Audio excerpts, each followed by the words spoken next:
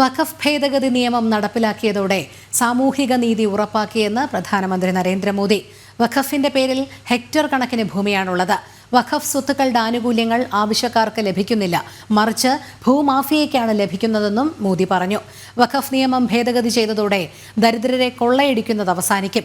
പുതിയ വഖഫ് നിയമപ്രകാരം ഒരു വനവാസിയുടെ ഭൂമിയോ സ്വത്തോ വഖഫ് ബോർഡിന് തൊടാൻ കഴിയില്ല.